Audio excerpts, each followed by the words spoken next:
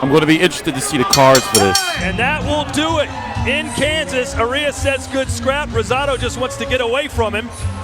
And it'll go to the judges' scorecards. What's your gut tell you? Listen, I wouldn't be upset with a draw. I would hate to see a draw. Of course, we want to see who won. Everyone hates a stalemate. But I think, pun intended, King Rosado might have taken this one. Well, he's getting on the top rope here and celebrating, whereas Arias is getting his cut tended to.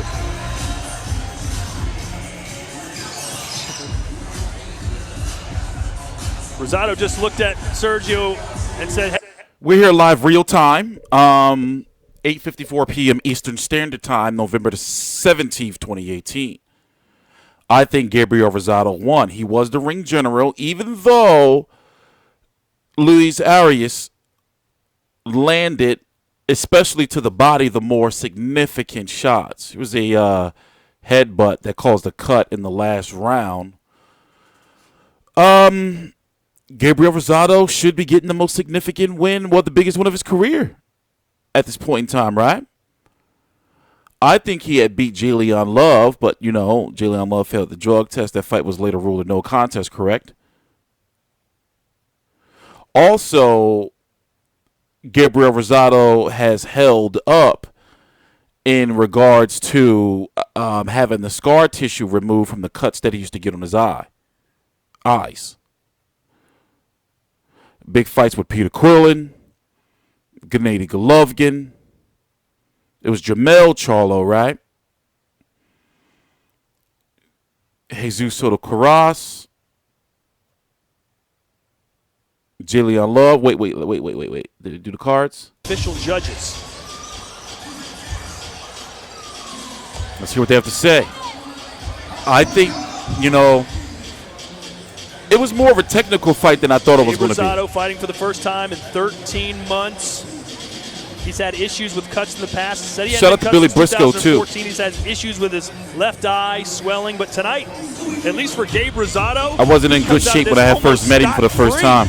Almost, he is. He looks, I mean, a little bit of swelling, but for Gabe Rosado to come out of a fight with no bruises, nothing. So they both bet, and I wonder if Eddie Hearn allowed it to go down behind the scenes. They bet $10,000.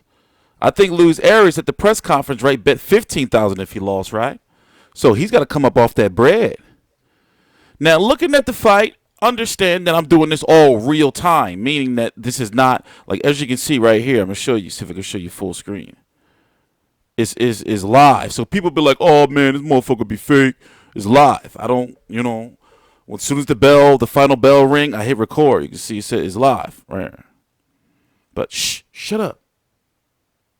12 rounds of action, we go to the judges' scorecards.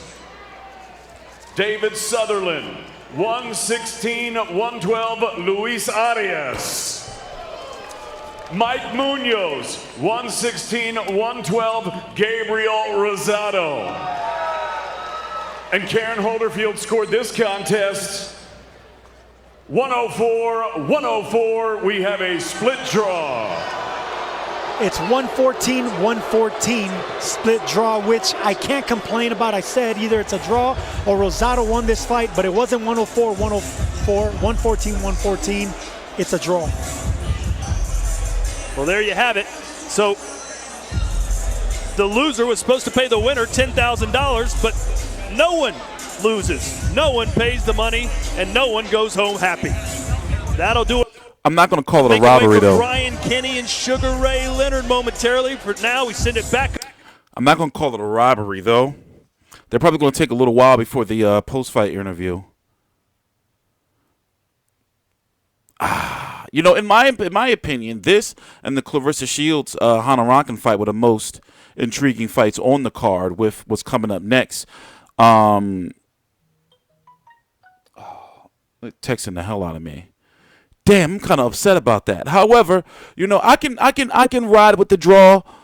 I can ride with the draw. So what I'm likely going to do is watch the fight again, obviously, as I always do tomorrow. And but I think that Gabriel Rosado should have done enough to win a close fight. But the clear the clean body work of Luis Arias and the fact that he kept coming forward. It wasn't until the 9th round where things really, really turned up, where Luis Arias got hit with some uppercuts. In fact, here's some highlights. If you want to see the full fight, all you got to do is go on to the DAZN's Twitter page and their Facebook page to see this full fight. You know, but Luis Arias, you know, like he has some nice body work. He has John David Jackson in his corner. Defensively, there's some issues, you know. But this was Gabriel Rosado right here for, well, this was the 9th round. Let me turn some up for you. He started to assert himself in the later rounds of that fight. I would say Rosado looked more impressive. That's when I thought that he probably was going to get a stoppage in the 9th round. Exhaustion kicks in. He made the adjustments, and he looked like the stronger fighter towards the end. I thought he looked like the stronger fighter. The question is, and I have to see the scorecards to understand, how many of those early rounds did he give away to Luis Arias? Look, both these guys knew coming into this fight, it was a... True. I look at it like this. Gabriel Rosado, like he's become an overall better boxer. He's not a war guy like he used to be. So I'm cool with this style, and I'm looking at it. I'm not, you know, being biased or anything. I'm thinking like, yo, wait a minute. I think he won that fight just by being a ring general.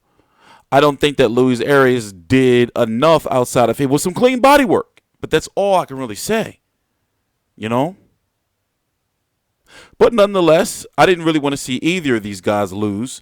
And will there be a rematch? I doubt it. It's crazy because this was for the WBO Latino title. So really meant to me, looking at it, I think that one of these guys, if the winner was going to be groomed to fight Demetrius Andrade likely in his next fight. No bullshit. That's what I was thinking.